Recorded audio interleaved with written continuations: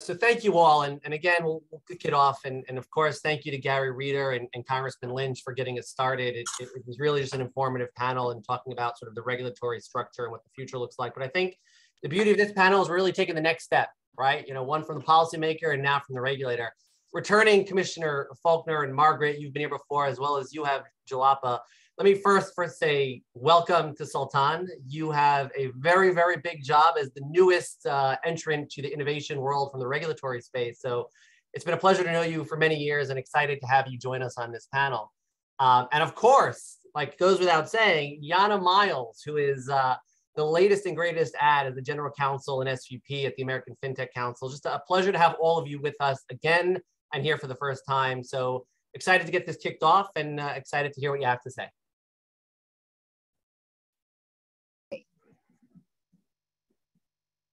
Are we starting now? Yep, you're good to go. Okay, great. Well, thanks, Phil. Hello to folks joining us. Thank you for taking the time out today. Just to provide some formal introductions. My name is Yana Miles. I'm General Counsel and Senior Vice President, Head of Regulatory Affairs at American FinTech Council. I'm going to go ahead and formally introduce our panel, and then each of our panelists will make some brief remarks, and then after that, we'll get to some questions. So our panel includes Commissioner Albert Forkner. He is the State Banking Commissioner of the Wyoming Division of Banking. We also have Julapa Jagtiani, Senior Economic Advisor and Economist at the Federal Reserve, Philadelphia. We have Margaret Liu, Senior Vice President and Deputy General Counsel of the Conference of State Bank Supervisors. We've got Sultan Meghji. He is the Chief Innovation Officer at the Federal Deposit Insurance Corporation, or FDIC. So we'll go ahead and proceed with some brief remarks in the same order. So Commissioner, we'll start with you. Thank you. Thank you for the opportunity to join the esteemed panelists. I always find myself on solid panels when I do these things, so this is no exception.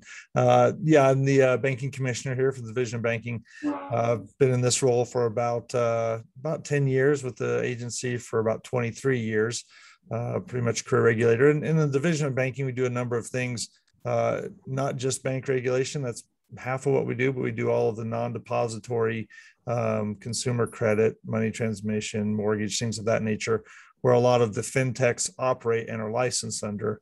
And that's an ever-growing and ever-evolving space of which we regulate and supervise. And then we also have a large and growing non-depository trust company space. And then, of course, our newest product, if you will, is the new bank charter, the Special Purpose Depository Institution, which is gaining some attention across the country and around the world. So again, thanks a lot for the opportunity to speak today. Thank you. Ms. Jagtiani, you're next. Hi, Julapa Jagtiani. I'm Senior Economic Advisor at Philadelphia Fed. And I wanted to remind everyone here that everything I say today is my own view, and not the view of the Federal Reserve Bank of Philadelphia or the Federal Reserve System. So just to be brief, I have been doing a lot of fintech research in the last 6-7 years, and also have been involved in fintech policy and basically involved in many different task force around the system. So, and we are working, the Fed is working with other agencies on many guidance related to fintech partnership and other activities. Thank you. Ms. Liu? Thanks, Yana. And congratulations to you and Gary, the whole team that has brought together the American FinTech Council. It's very exciting to see the organization come together, putting together a great staff. And thanks again for having me. So I am with the Conference of State Bank Supervisors. We're the membership organization for the 50 state banking commissioners, state banking and financial regulators. Really, the shorthand way of saying what I do is I can just point to Albert and say I work for him. Our members oversee a real ecosystem, which Albert illustrated really well, of bank and non-bank financial services providers. And one of the things that we're focused on these days is really working with all of our partners, with our members, with state and federal regulators to create a networked approach to supervision. And, for us at CSBS, that's about bringing together the people and the platforms to really evolve and modernize supervision. Thanks. Looking forward to the discussion. Thank you, and I appreciate the well wishes. Thank you. And last but not least, Mr. Meghji.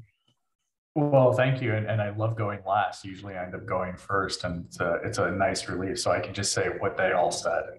But for those who don't know me, I'm Sultan Meghji. I'm the Chief Innovation Officer at the FDIC.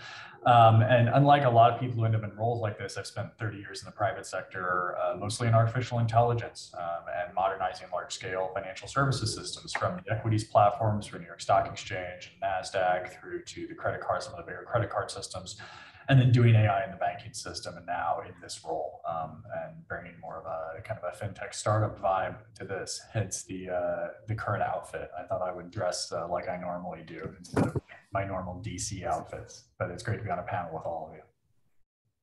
Thank you. Thank you for these introductions. So let's go ahead and start with some questions, and I'll start with a couple of questions for the entire panel. So this first question for the entire panel. What do you see as the biggest challenge going forward at the federal and state level, depending on where you're coming from, the federal or state level, to address a rapidly changing lending and servicing environment? So why don't we just start in the same order? So we'll start with Commissioner Forkner.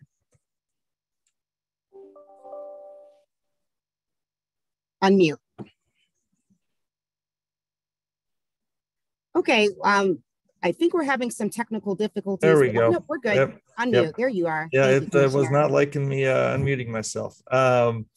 Yeah, I think there's as the question alludes, there's a lot of challenges for us in as you noted, the rapidly changing environment, and I think a few of them we see are the sheer number of new entrants or potential new entrants.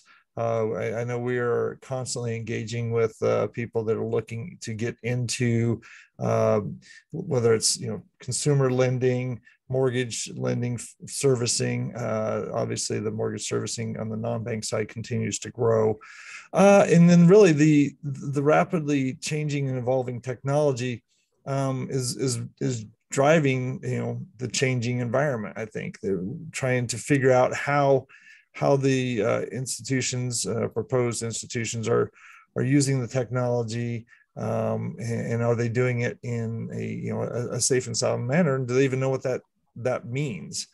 And I would say that there's also the environment has, we can either say expanded or shrunk, in the sense that the world's gotten a lot smaller, and there's a global reach that technology now allows. Before kind of the traditional banking space, it was kind of you relied upon your community institution, and technology has definitely opened up new opportunities. And I would say that maybe two other points, that the legal constraints do not necessarily contemplate the current environment. And the laws tend to lag technology. Regulators tend to lag technologies. We're often pulled along, but the rate of change in the last few years, I think, have really highlighted that. And then maybe the last one is sort of a blurring of the regulatory lines. The fintechs have opened up opportunities, and not just a technology company anymore, but they are financial services, and the types of services they offer. And I think we're seeing this right now with digital assets and stable coins. Who oversees it? And obviously our complex financial regulatory system in the U.S., it's structured, I think purposely that way, but it also makes it difficult to get a sense for who has the regulatory authority, or if it's multiple agencies, how those agencies will work together. Yeah. And what about you, Ms. Jagtiani? Okay, yes, thank you. So I also see a lot of challenges, and to be brief, I would just mention three main ones that I think that comes to the top of my mind. In addition to rapid changing in the technology, I think complexity is a very important issue as well. A lot of fintech technical issues are very complex and beyond what economists or lawmakers actually would be able to understand and design a framework that would be effective and timely. So it's nice to have someone like Sultan, for example, who is a technologist expert, right? And to join the team, but we need beyond this. We need more people, data scientists, technologists, payment specialists. A lot of people have to be involved to come up with the right design. Another thing is that activities move around. So there should be collaboration, coordination across, not only within the banking agencies, because banks can also choose their regulators, right? But also across jurisdiction. Things can move cross-border as well. So a lot of regulations framework has to be coordinated across different agencies. And lastly, as a researcher, I think there is a huge problem with lack of data, that I would love to have more reliable, good data, fintech data to do more research to support this different policy decision. Thank you. Thank you. And Ms. Liu? So I think that what you're hearing from, what the audience is hearing from both Albert and Julapa is that change itself is a challenge. We've talked about changes in technology and how quickly things change. But I think the states have recognized that, like I said, change itself is a challenge, and understanding how to take in change and to adapt. It's to the point where actually at CSBS and with our members and through strategic planning conversations, we're talking about the discipline of change management and change leadership. I think for the technologists, in the audience, they're going to understand that. And I think a lot of folks with management experience from the private sector have this as well. So change itself, and to Julapa's point, navigating all of this definitely requires a collaborative mindset, overcoming traditional silos. Albert mentioned, lack of jurisdictional clarity. I think that the opportunity there is to not, to not focus on where to draw the line, but to lean into the collaboration to resolve the kind of the role clarity challenge that you have there. Thank you. And Mr. Meghji, you get to go last again. We need to let Sultan go first at some point. I've got him. He's going first for the next question. I love going last. This is fantastic. It's a fascinating issue we have, right? So let me add, which by the way, I agree with everything the other three panelists said, and it's it's rare that Albert and I really disagree on too much. So I'm happy to see that.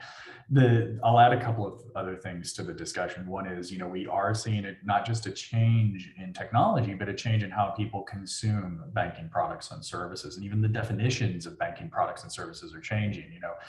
One of my very first weeks on the job, I was sitting with some people in our legal division, and we went all the way back to 1933 and the definition of money and legislation from that era, which is highly relevant today in a lot of universes, right? So there is change in that area as well, and that's just being represented in technology. We also have changes in the American population.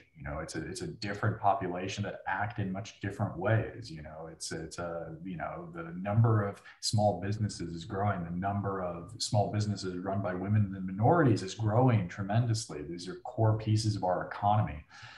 The second thing I would add is we also are at a moment where, as it relates to resilience of the overall system, the threat landscape, the risks to the system are growing in a way that they haven't done before, whether it's cybersecurity or climate or any variety of other issues. And these are all things we have to pay attention to. And then finally, we also, I think, do need to pay attention to the amount of legacy technology in the system. People have technology that they have delayed replacing, deferred, for whatever reason. And there's a lot of old tech that is now riskier now than it was before. And then finally, I worry about the Great Resignation. I worry about people in chairs like this. I really do worry that we don't have enough technical acumen, especially at leadership amongst the various agencies and bodies. The fact that I am, one of the most senior people with a technical background in these kinds of discussion is a little weird to me. I should not be the most senior person, even remotely close. There should be, a bunch of even more graybeards than me and gray-haired people running around. But, we are in a place where the private sector has made this transformation to people having functional skills. I am an economist, I am an accountant, I am a lawyer, whatever, but then I also have deep technical experience. I'm a college professor, and that's something we do in the business, in the graduate business programs. We force people to have both, and that's a change that I think those of us in the regulatory community really need to adopt fairly quickly, because we're trying to catch up on a couple of decades of lag here, and there's a lot of work ahead of us, and we need the best and the brightest, especially those with technical experience, in these discussions to help make sure we're making the right decisions. Thank you. All these responses are very helpful and definitely food for thought as we proceed. So I have one more question for the entire panel, and we'll start backwards to Margaret's point in terms of order. So, you know, we're talking about population shifts and the need to address that. Sultan, I think that was a great transition point. So, you know, I'm going to point to some recent studies from the New York Federal Reserve, the San Francisco Federal Reserve, and the U.S. Government Accountability Office, or GAO. All reports from these agencies found that fintechs actually played an essential role in serving African-American, Latinx, and other borrowers and small business owners of color, folks that would have otherwise, you know, been unfairly, in many cases, unfairly excluded. So could you all share, you know, some thoughts as to the balance that federal and state regulators have to consider when addressing innovation that could really help create a more inclusive financial system, but also, you know, keeping those guardrails out to keep the bad actors out? So Sultan, you're first this time. Yeah, you gave me the hard one. Thanks. No, this is an amazingly interesting point, right? You know, the fact that the entrepreneurs of America today look a lot more like the people of today, and that the banking system isn't always representing them the way they can. You know, the example I go back to is, you know, 4 or 5 years ago, if you were a small business owner and you were sitting at home, you know, you've been working your day job, you've been doing all your family stuff, and then at 9 o'clock at night, you're like, I've got a side hustle. I want to open a bank account, because you can't get into a branch, you know, 9 to 5, right? There was no bank in this country that you could have signed up for your business checking account online, you know, 5 years ago. That just didn't exist. Now it's, you know, pervasive in many ways, right? But the vast majority of technologies that people are using in that one example are from fintechs that are made by people who actually saw this problem. And so, you know, there's always going to be conflict. There's always going to be a push and pull. But the fact is that, in my opinion, a lot of the really great innovations in the banking sector are actually coming from entrepreneurs. And now they're saying to the regulatory system, hey, we've done something really valuable here that actually isn't just good in terms of representation, but it's also good in terms of, you know, bringing more people into the system and getting people out of the unbanked and underbanked categories. And we just now need to figure out how to work them in a more efficient way. You know, roughly speaking, for every bank charter in this country, you have nearly 10 tech companies out there supporting it one way or another, whether it's a fintech directly delivering banking products and services, or infrastructure that just keeps the bank's lights on, right? We have to figure out as a community how to make that a more efficient set of activities, because right now, if every fintech has to go to every bank and go over and over and over again through this process, it's going to be hugely delimiting, and frankly, it's going to create, you know, less equity in the system, because the smaller, more entrepreneurial companies are not going to have the resources to attack that. One thing we're trying to do at FDIC, and we did an RFI last year on a standard setting body, which we hope will begin to help solve some of this from our side. And I can't wait for at some point in the future to be able to talk more about that. Thank you. Margaret. So Sultan provided just a great answer to this. And so I'm just going to try to say some of the same things he said a little differently, and hopefully that'll work here. Seriously, you know, I think that there is the need for an openness to new entrants, which is clearly what Sultan was talking about. You know, at the same time, regulators have responsibilities that they have to carry out, responsibilities to the financial system, to consumers, and in the case of state regulators, responsibility to kind of the marketplace that they're responsible for, and the economic growth and well-being within their states. You know, along with that too is ensuring that with, you know, regulatory processes, procedures, rules, that we aren't inadvertently and unduly benefiting established players. That's a really tough balance, I think, to strike. But I think that the amount of innovation that we are seeing, that the banking industry is seeing, you know, really kind of necessitates a hard look to ensure that there is that openness to new players, you know, to promote more competition. you know, in the technology and the bank partner and the bank adjacent space, as well as just generally in the non-bank fintech space too. And I think that actually organizations like AFC can play a great role in that. I would like to speak for just a moment about community banks in particular, to maybe focus on a subset of the industry that Sultan brought up and that I'm talking about. You know, I think the pandemic had obviously, you know, changed a lot of people's and a lot of organizations' view about technology. But one of the things that CSBS does with the every year is we do a national survey of community banks. And one thing that survey really showed was a significant shift in how community banks think about technology.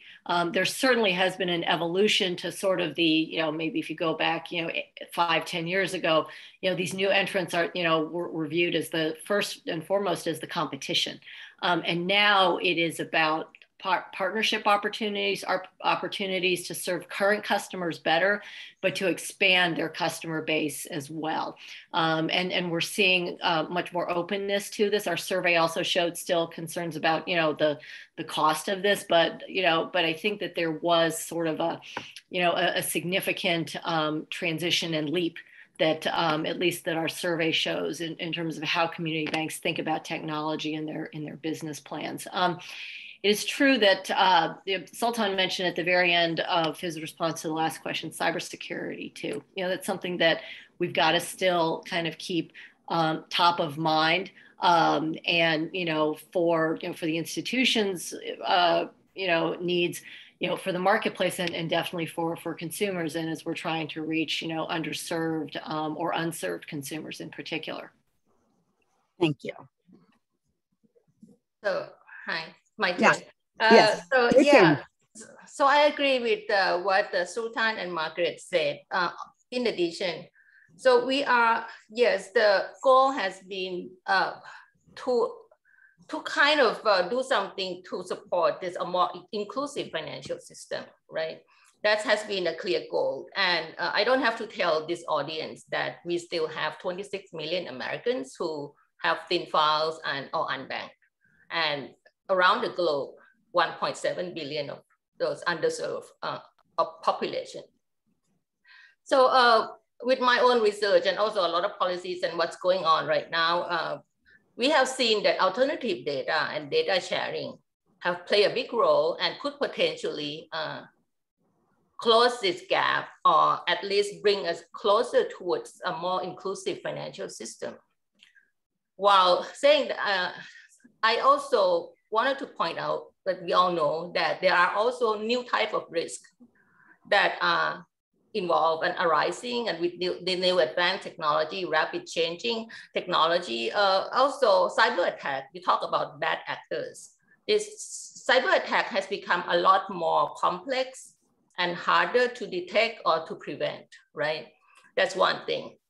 Also, this data sharing, consumer data, could be used in a harmful way that would be that would hurt the consumers. So we want to have let consumers have more control over their information.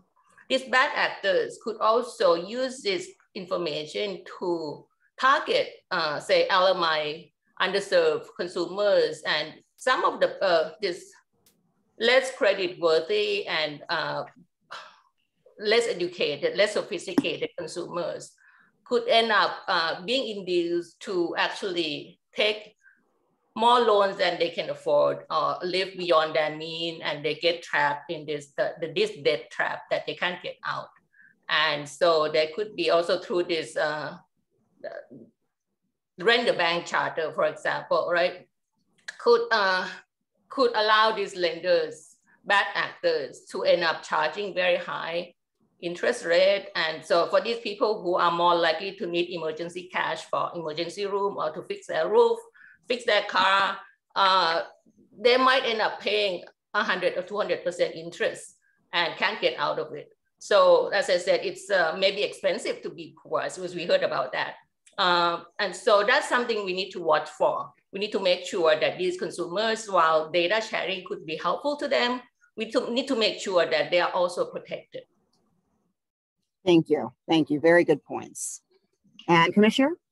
Yeah, I now appreciate what Sultan was saying about going last. It's a lot easier because, especially when everyone's a lot smarter than you are, it makes a lot easier to back cleanup. But no, excellent points. I maybe I'll add just a couple of things. I think what Julapa was just saying about the data sharing, in this push for an open banking environment, while it provides a lot of opportunities, I think there are risks that we need to consider. I know the state of Wyoming is currently looking, sort of the open banking question, and what is there an opportunity to kind of foster some evolution in that space. But really, I think your question notes that there must be a balance. That's and so banking laws already exist to protect consumers and to help foster financial inclusion, but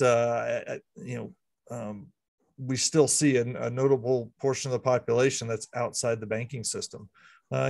Maybe some intentionally, but there's obviously some gaps there. So we've not figured that out yet. And we've not struck the proper balance, even in just sort of traditional financial services. I think innovation and technology may help bring some into the system, and hopefully a lot more, but also, as was noted by my colleagues, if left unchecked, I think could actually make consumer harm more immediate and more widespread. Think about the use of, like AI. I think we're finding out there's some real advantages there, but there can be some built-in biases even in the technology that haven't been fully solved. And then maybe if I kind of wrap up with, if I could, I'd like to share our Division of Banking's mission statement, which goes to some of what Margaret was saying. That so for us, it's our mission to maintain a financial regulatory system for Wyoming that protects or promotes a progressive banking environment, ensures fair and lawful consumer-related financial transactions, provides the public with convenient, safe, and competitive banking, and allows for economic development within the state. So right there, you put all those together, and you've got to find that proper balance that says, yes, we will. There are opportunities for innovation and for an evolution of financial services, but we've got to consider the institutions, the consumers, and at the state level, the economy as a whole, and the opportunities there. And some days it is definitely a juggling act. And especially as a regulator, state regulator, the administrator of the law, I'm not the policy maker, that's our legislature down the street from me, but figuring out how to balance that, and then you throw in some great advancements that we're seeing out there in financial services. I'm not a professional juggler, but I feel some days like I should be.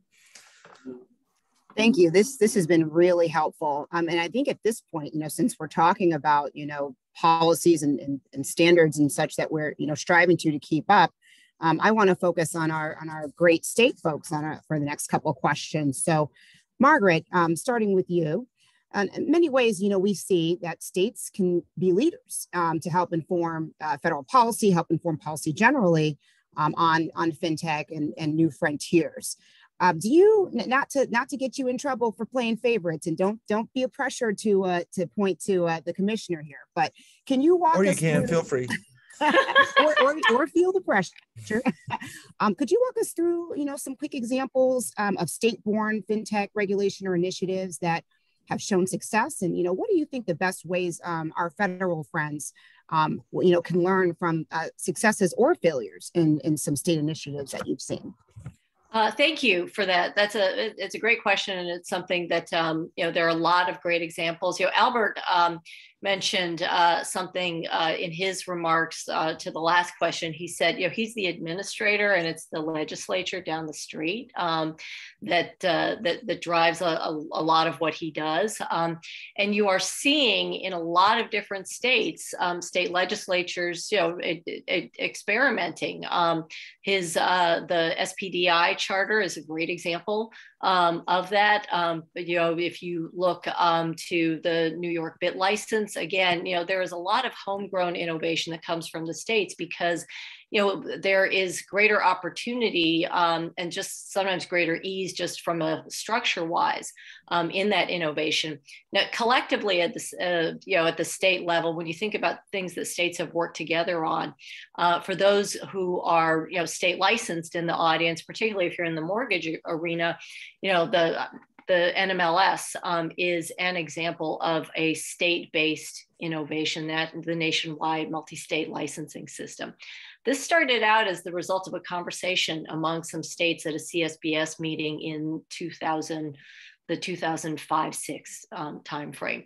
They were seeing some concerning activities in the mortgage space, as regulators, also in collaboration with local consumer groups in particular. And the issue is, how do we make sure that these bad actors can't just jump from state to state, because that's what was happening.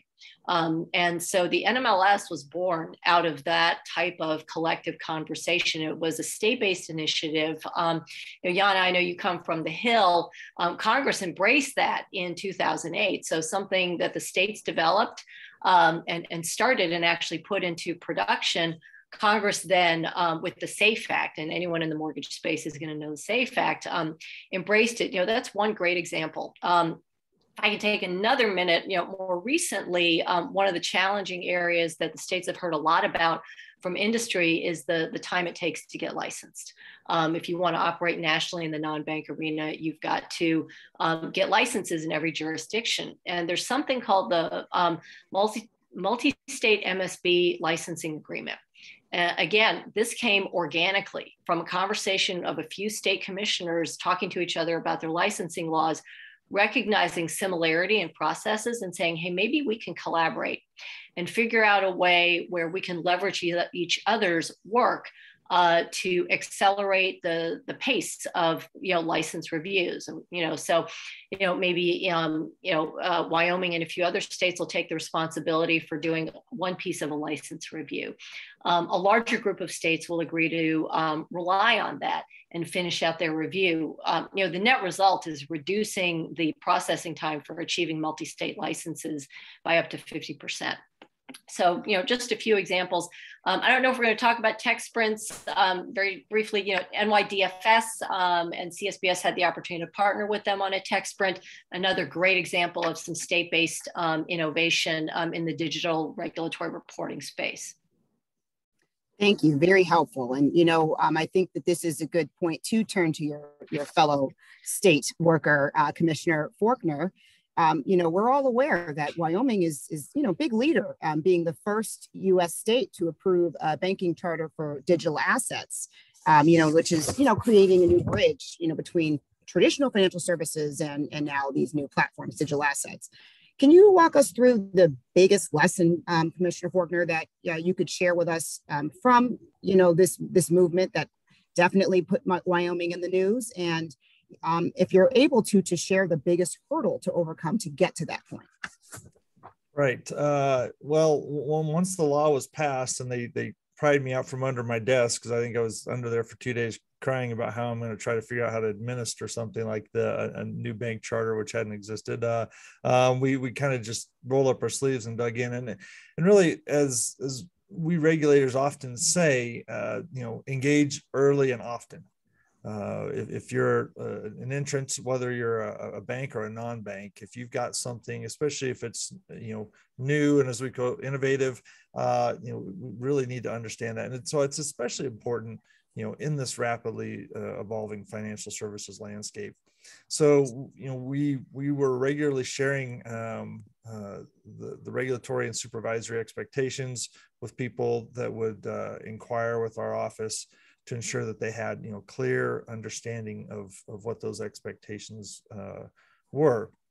And that's what was extremely helpful, because to understand, and really, this even goes back to prior to the charter, engaging with fintechs, as I mentioned earlier, on our non-bank side, a lot of the companies we would talk to would see themselves as, well, we're a tech company.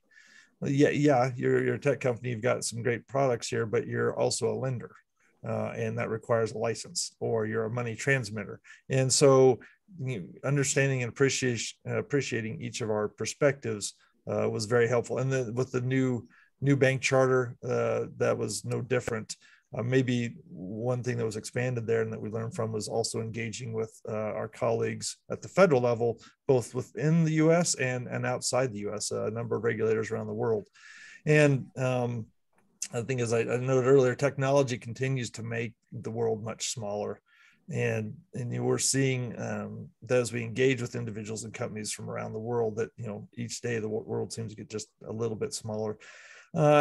So what that has done is it has definitely added new risks and increased risks, but it also provided a number of opportunities to learn, not only from those in the tech space, if you will, but the international regulatory community. Again, I'm a state regulator of a larger conglomerate of states in a federalist system, but I'm now communicating and signing agreements with regulators around the world. So I would say that we, as far as some of the hurdles, we have to try to not only understand the current technology and the opportunities it presents, but we are constantly surveying the horizon to try to determine, the trajectory of the evolution and then what new and or increased risks that might present. So while we focused, in the last, I'd say 2 years, largely on digital assets and maybe even distributed ledger technology more broadly, looking at new lending products and platforms and how those fit within the current regulatory framework are also something that we are seeing a lot of development there. And like I said, trying to understand, does that bring new or more immediate risks? So I think kind of also goes back to what we talked about earlier, the balance. That was a big hurdle, is how do we balance a new regulatory environment, a new bank charter type, with consumer protections and innovation. I think we're getting better at that, but still continuing to learn each day. That's very helpful. And just so folks in the audience know, we have, since we started a little earlier, we have a little more time. So we've got room for more questions. And I'm taking some moderator's privilege here and starting with the questions that were most burning to me, but we'll get to as much as the Q&A as possible. But I do just speaking, just kind of keeping on this, I want to get to the whole panel, but since we're still on this, Margaret and Commissioner, especially the two of you, but anybody, it sounds like there is some engagement going on between the state regulators and the federal regulators. Would you, say that things are kind of going as they should be, or do you have, recommendations for, coordination on what the federal government could pick up from the states? And Sultan, I'm picking up your smile, so you can feel free to chime in too if you need to. Oh, no, I just wait to see what Margaret and Albert say. I am too. So maybe I'll start with that, but then hand it over to Albert. So I think just to level set a bit, so the state and federal regulators work together every day. They do this across, shared regulatory responsibilities in the bank space, and also some in the post-Dodd-Frank era in the non-bank space as well. There is day-to-day coordination that goes on around supervision. So that's kind of point one. Point two is there are existing regulatory structures and processes also for certain, kind of areas of supervisory activity where coordination and interaction goes on. For those deep in the regulatory weeds here, the FFIEC, the Federal Financial Institutions Examination Council, we regulators, we love our acronyms. So that has been around for decades, and the states have been voting members for a few decades as well. And so that is where a lot of the behind the scenes collaboration on the nuts and bolts of bank supervision happen. And then more recently, again, resulting from Dodd-Frank, two new areas. First of all, with the CFPB's creation, there is intentional language in the statute around state-federal coordination. And I think that it's provided a great foundation.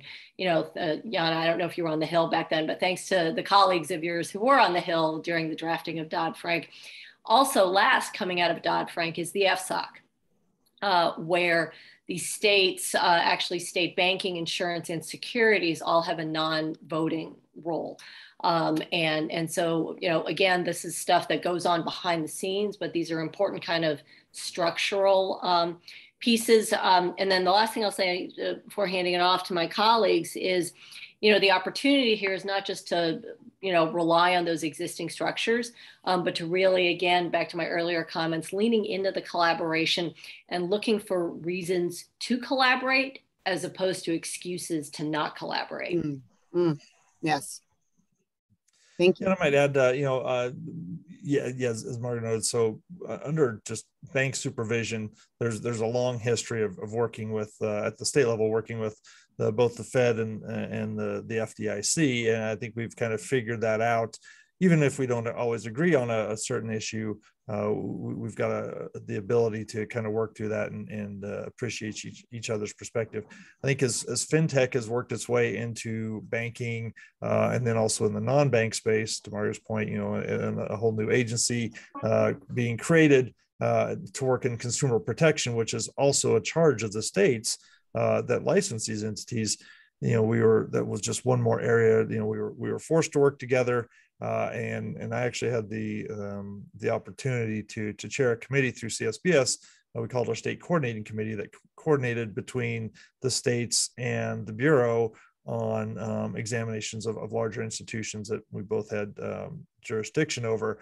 And I think that, one, because as Margaret noted, we were basically required to do that. I think it forced everyone to make sure that we did it in an effective and efficient manner. And it improved over time. But as I noted, specific to what I've had to deal with the digital asset space, where it has broken down geographic barriers, the engagement with federal regulators that I normally don't interact with, like the SEC or the CFTC, and as I mentioned, regulators from the UK and Abu Dhabi and Switzerland. I mean, all of a sudden, collaboration becomes very key, because you've got a number of issues to overcome besides just the area of what you're supervising. I mean, there are legal structures that are different. There are cultural differences, and I think that has been very, very successful in my mind. Maybe because it had to be for where we were at, but a good example of just open communications this morning, right before this panel I was on with some of Sultan's colleagues, talking about, hey, what does this look like, this new institution in the current regulatory environment? And we have to have those kind of communications, especially as we've all noted how quickly this is changing, how broad the reach is that technology provides, and and it also provides us with the ability to share information more effectively amongst the regulatory agencies. So I definitely see an improvement there, but there's probably always more room to improve, but it's been very helpful. Well, thank you. Go ahead. Sorry about that. I was just going to jump in. Yeah, I think one thing that not everyone in this audience might realize is hearing everything that Margaret and Albert just talked about. But there's more collaboration, more working together now than at any other point. Doesn't mean we're done. It doesn't mean we figured it out or gotten it perfect just yet. But there is more. And I think the thing is, it's not just collaboration and coordination amongst the federal and state actors. It's a much broader discussion, right? We talk to more people on a daily basis than we have at any other point, be it fintechs, be it banks, be it other parties, other regulators, national players, international players. And we have, I think, just started to really understand what this move to digital actually is going to end up looking like for so many of us. Because 10 years ago, 20 years ago, it was still people calling each other and carrying around folders. That is not what it's going to look like in the future. It's a lot more about data. It's a lot more collaborative activities. And whether we're talking about cyber or just examination and supervision, there's just a lot more coordination and activity to be done. And so getting back to something Albert said, talk to us early and often, collaborate early and often, get proactive about this kind of stuff. Those are all keys. If every fintech listening to us, you should know how to get a hold of us. You should if you're in Wyoming, you should know how to call Albert up. If you're an FDA, if you want to work with FDIC, you should know how to get a hold of me. We are here to support this entire ecosystem and make sure that, we move forward, because fundamentally one of the biggest challenges we have is as we look across the rest of the century, we looked at the 20th century as really an American economic century, and we need to make sure that continues to be true in the 21st century. And the only way we get there is if we work together. Thank you. I'm going to shift a question to Ms. Jagtiani. So shifting topics a little bit, because I'm remembering something that you pointed out earlier, and it made me think to some of your research. You and your team have done quite a bit of research regarding performance of loans during this pandemic from fintech lenders that used alternative sources of credit. So I was wondering if you could speak to that a little bit and walk us through what, policy, understanding you're speaking for yourself today, what policy recommendations you would have, or what findings that you think would be useful.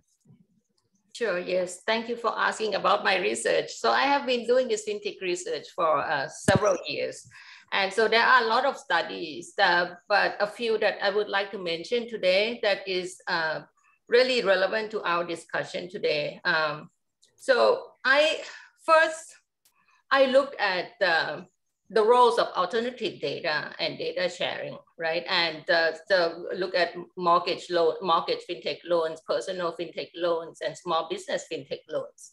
And generally, my research find that there's a significant role of alternative data in allowing some of the low score consumers to potentially get a very high rating by fintech lenders, and so get access to credit at a much lower cost. And this is all across the board, including even for mortgage. When we look at mortgage data, we find that there are potentially more fintech origination, mortgage origination in areas that more people get denied credit. Their mortgage applications were not accepted by traditional lenders. So we see that this important role that fintech players actually could fill the credit gap, expand credit access, lower the funding costs. The questions that I got all the time is that while fintech hasn't gone through the entire economic cycle, so would your results actually hold during a deep recession or economic downturn? So that's your question. We have this pandemic. The recession here is a little kind of unusual. So I don't know if I could really say that, yes, deep economic downturn is gonna hold, but I have looked at what happened during this pandemic. And I find the same results actually hold, that using, of course, not all fintech firms are the same. So whatever for consumer data, I look at Lending Club. And for small business loan, we use Funding Circle. So we find that the credit rating that fintech lenders assign to each loan, which is not very related to a FICO score of the business owners or the consumer, the borrowers, actually play a big role in predicting a default rate, even during the pandemic, when looking at loans that are still outstanding, that were originated from earlier. Now, in helping these small banks, as Sultan and Margaret mentioned, small banks have access to, well, they have less resource. Traditionally, they have less access to technology because of the funding source. And so fintech partnership plays a big role now, right? We want to encourage small banks, and now this fintech actually has democratized access to technology to small banks. Allowing them to access. Now, it used to be that being larger is better. Now you have to also be fast and be accurate. And fintech partners actually could help small banks achieve that. So I have looked at fintech partnership data and how the banks that enter partnership actually might potentially reach out to underserved consumers more than before the partnership. So I'm working on that and found some interesting supportive evidence of this hypothesis.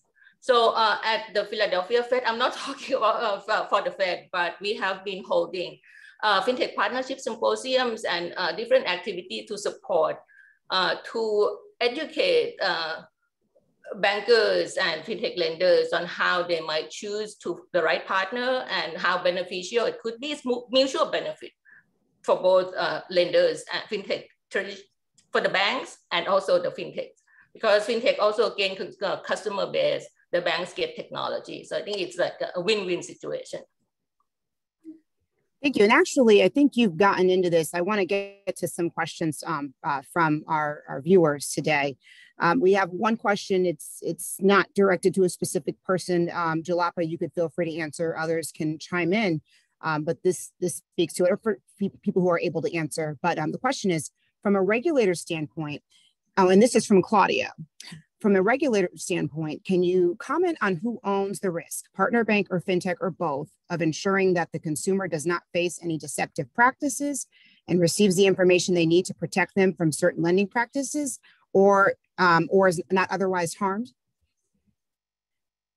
So I can start by saying, just pointing out that banks are required to meet compliance when they partner with fintech. So they're supposed to understand, if they partner with fintech or use fintech vendors, they need to understand how they make their credit decisions. For example, they need to understand if there is a black box, which when lenders, fintech firms now say it's not a black box. So, but the banks have to understand and being able to document. So there are many guidance that is coming out on how to interpret AI results, how to manage third-party vendor risk, how to choose the fintech partner. So there are many coming along, but banks are still responsible, even when they partner with fintech. So Sultan may have something else to add as well.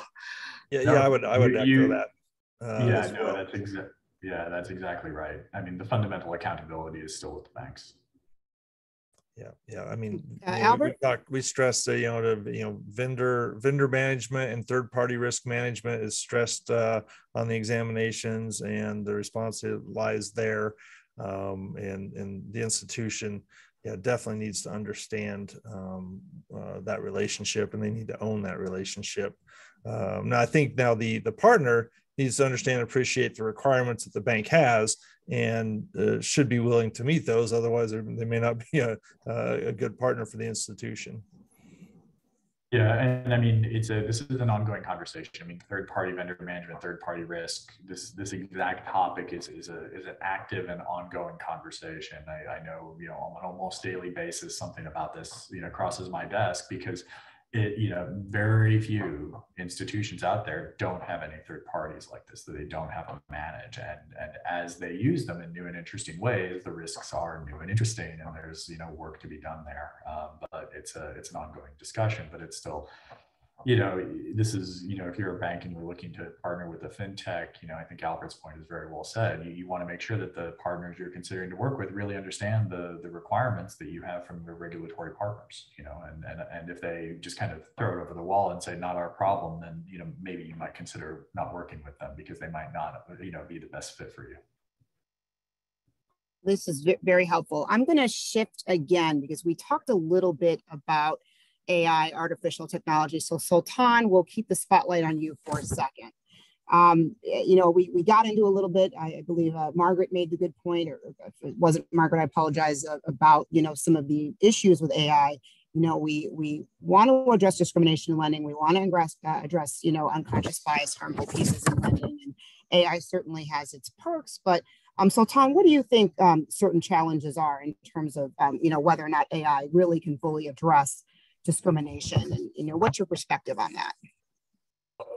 First off, it's an amazing question, and I apologize that we don't have 2 hours for me to get on my soapbox and answer it, at a level of detail that would satisfy Julapa's research program. But a couple of things. First off, just generally speaking, I know there's a lot of hand wringing around artificial intelligence. Every single person listening to the sound of my voice uses AI many, many times a day, and you just don't realize it. So don't think about AI as some evil monster far off in the future. You use it on a daily basis. It's making my picture look clearer for you. It is making sure that your cell phone is connected to the internet correctly, and a variety of other things. As someone who's been doing this for 30 years, I always like to preface any answer by pointing out that if you're going to hand wring on AI, then you're going to shut down the internet in a lot of ways. So that's the first part. The second is there is a tremendous amount of bias in the system one way or another already. And there's two discussions that I think are relevant here. One is, do we want to ensure that no more bias is put in the system? Absolutely. There's a lot we need to do there, both in terms of artificial intelligence, any other algorithms, as well as people. Right? There are a lot of things out there that we want to make sure we don't want to let into the system, and bad decision making around any sort of credit or lending decision making should not be introduced into the system, AI especially so. There's another piece to that though, which is there is an opportunity to use artificial intelligence to find it in the system already and to make sure that no more enters it. And AI is far better equipped, and advanced algorithms more broadly at doing that than just people staring at Excel spreadsheets. That's kind of the normal way banking has worked for a long time, is you have really experienced, really high quality people, but they look at Excel spreadsheets and then they make determinations. The volume of activity is skyrocketing, more people, more transactions, more accounts, more requests for banking products and services. And there's a lot we can do there, right? Back in the day, banks, some community banks in particular used to ask for your cell phone number when you're signing up for an account, and they would quickly figure out if it's a prepaid account or a postpaid account. If it was prepaid, they would route you into higher cost products and services because they assumed you couldn't pass a credit check to get a postpaid account. I mean, that was a bad practice that was in the system for a really long time. There's a lot of great AI out there. There's a lot of great research, but, I'll come back to something earlier on in the discussion. It's going to be in the system. It's going to continue to be in the system. And we have to build regulatory processes, regulatory technologies, and regulators themselves. We have to build a new class of those individuals that are technically equipped to be able to examine those things, and don't just take a black box at face value. Know how to, use analytic tools to look at the data and see, is it actually removing risk from the system? Is it actually removing bias? If a bank were to use its old way of doing something and then use a new tool, are they getting better loans? But are those loans more equitably oriented? Is it actually removing bias from the system? That's a discussion that bankers and their fintech partners and regulators are going to have to start having far more than we do today. And that is just such a huge challenge as the nature of this evolves and we move into more things like banking as a service and all these other really cool things that are happening. Finally, just as one comment, when we talk about bias introduced by AI, I think we should reframe that discussion just a little bit to talk about bias introduced by new technologies. Because not everything is AI. In fact, as a purist, I would argue there is actually, artificial intelligence is used as a marketing term far more broadly than an accurate computer science term. You get a lot of jargon and a lot of hand waving around it. The vast majority of what's out there is called machine learning. And basically you hand it some data and you say, okay, I want you to duplicate this result. It goes off and figures out how to duplicate that result. You give it new data, it duplicates the result the right way. That's technically not artificial intelligence. No, this is helpful. Thank you for making that point. We have a couple more minutes left, so I'm going to go back to Q&A from the audience. So we have a question from Brent, right? And I think this would be to the panel. It's not directed to a specific person. Regulatory sandboxes have been implemented in several states. Is there any data on the impact of these sandboxes on the market or consumers or other pieces? I'll maybe start there, and Margaret might have a broader perspective. So short answer for us is no, but Wyoming was the second state to launch a regulatory sandbox. So we currently don't have any active participants, but we've had a number of inquiries from various types of activities. I think more importantly, what it did is it signals to kind of the industry at large, that the states and regulators are open to innovation, and we've structured our sandbox in a way that there's still accountability that can be done in a safe and responsible manner. And if consumer harm were to happen, there's remedies for that and restitutions to be made. But a number of states have since passed and adopted and implemented their own sandboxes. I don't know of aggregation of information yet, but I will turn that over to maybe Margaret or the others to see if they have some information on that. Yeah, no, there is not, to my knowledge, there isn't data. I think that the sandboxes that are out there are in a handful of states are different. But I think the important point is the point that Albert made about the fact that, sandboxes are not about, states aren't creating sandboxes to create rules-free spaces. That's not the objective. I think there's some perceptions early on as the sandbox concept kind of hopped the pond from the UK to the United States. From what I understand about the UK sandbox, the FCAs, again, not about a rules-free space. It was about actually a space where you're going to interact with your regulator more. You have to show up prepared to share more information and still to be accountable. And to Albert's other point, there are lots of different ways to, and states are exploring a lot of different ways to be open to that innovation. Sandboxes, office hours, New York DFS and other agencies have created, divisions, innovation divisions. Illinois, California, recent in the past few years has created one too. And so I think that the sandbox really signals, it's a representation of a broader message about this openness to innovation and that experimentation. So, Wyoming can have a sandbox, Illinois can have an office of innovation. And I think some states are probably doing combinations of both. We'll look into it, Yana, and at least follow up with AFC staff if we do have any data that you can share with your members. I can't wait. I would just throw in and say one other comment there is I think that the overall... And then we'll wrap after you, Sultan. Thank you. Yeah. Go ahead. Yeah, the only comment I would make is I think because there isn't that much data about the sandboxes, we're all exploring different tooling and different programs we can use. And so, we're doing text prints at FDIC. We've got rapid phase prototyping, which is kind of like a sandbox, but with a direct checkbook attached to it, basically, that allow us to rapidly prototype new examination-oriented technologies. We do sprints and other activities. I think the enthusiasm and the energy was demonstrable that there was good value to it, but maybe that wasn't necessarily the best mechanism to get to direct value. And I know at FDIC, I care about results, I care about outcomes. And so we're trying out different things that actually get us to outcomes that actually move the needle. And so, I think I get the question and so we're just trying different things until we see what works in different areas. Well, thank you. I see Bill has turned on his camera. That means that's my hook. I wish we had all day. I think that every one of these topics deserves more. Thank you all for your time and for sharing your expertise with us today. We very much appreciate it. Thank you. Thank you. Thank you.